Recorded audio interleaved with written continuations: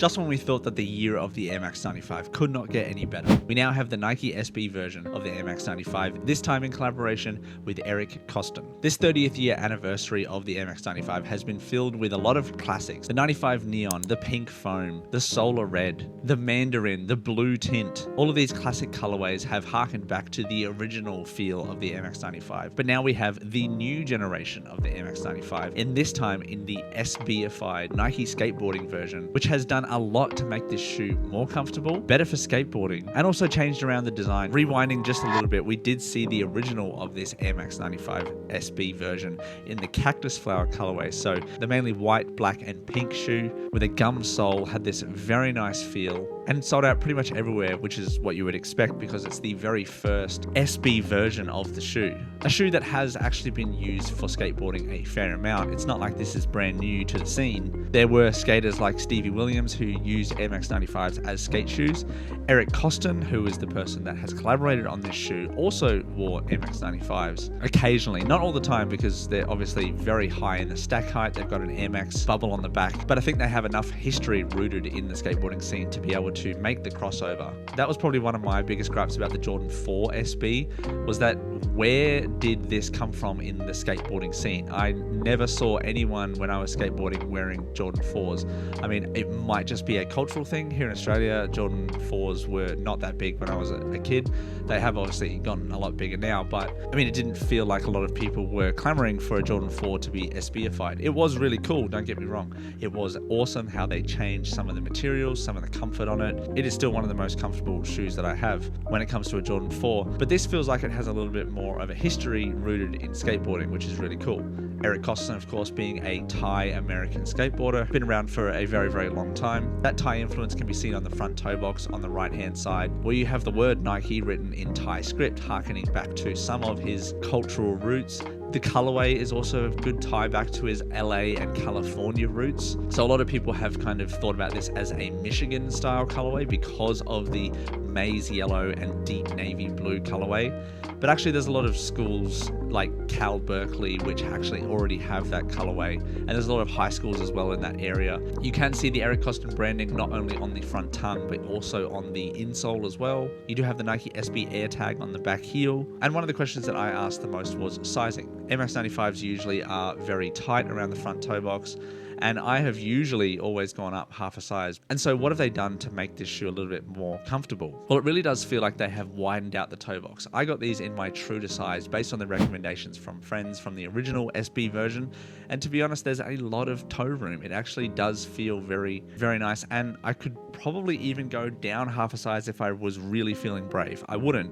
I would still go true to size, because if I'm wearing these with like thick socks or something, I'm definitely going to be a little bit more snug, but that's okay, not uncomfortable. Definitely not the same level of discomfort as some of the other previous 95s, like for example the Mr. Stash colorway, which previously gave me an ingrown toenail, but this shoe definitely will not be giving me any of those problems. It has a much more soft and malleable upper as well. Like, it's definitely not as hard as some of the other previous 95s. I feel like the tongue is also slightly less padded on this shoe. It's a little bit less structured. This is also definitely not a big bubble version on this shoe. We've seen the reintroduction of the big bubble on the Neons and some of the other OG pairs in this silhouette. However, this one definitely keeps the bubble pretty minimal. Of course, if you're going to be skating in these, you want a little bit more board feel, more ground feel to be able to do those tricks, and so they've definitely lowered the stack height just a little bit. The traction pattern is also very different. You don't see this herringbone style traction pattern on any other Air Max 95. This is brand new, and in this one they've continued on that navy blue colorway, whereas on the first one, the cactus flower, they had that gum sole.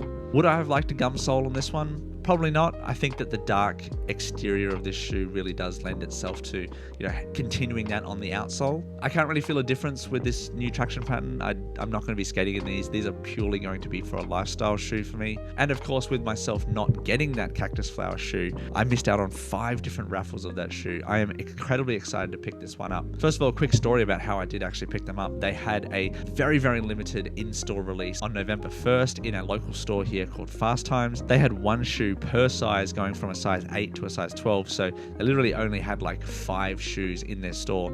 And I lined up, it was a first come, first served. I lined up about an hour before the opening of the store. I was third in line and I managed to get the shoes. So it was really cool. They did actually also release on the Nike website on November 7th. And they also had a couple of other smaller boutiques release them as well. So they have been pretty readily available. They are sitting in some stores over there in the US and the UK. That's what I've heard. But here in Australia, these are pretty much sold out already. And we're also seeing rumors of some more SB colorways coming, a little bit more of a toned down version. I think it's called the Cacao, like a brown and gray colorway, which is really cool. And with all the releases of the Air Max 95 this year, it really has solidified itself as my favorite Air Max version. This 30th year anniversary has been awesome. All the models that I mentioned before have been really cool. I've picked up a ton, probably about 7 Air Max 95s this year.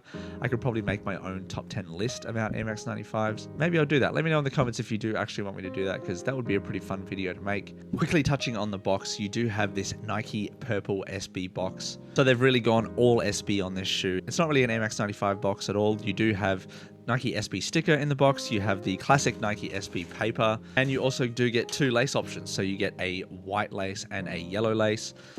Myself, I kind of prefer the blue laces, which I put in here. It really does kind of continue that clean aesthetic, and I feel like makes the yellow pop a little bit more. I'm not a huge fan of yellow, so I do like it on this shoe, but I like it as an accent, not as the main color. Also, apologies for sounding a little bit stuffy. I basically just had a sneezing fit, so apologies for that.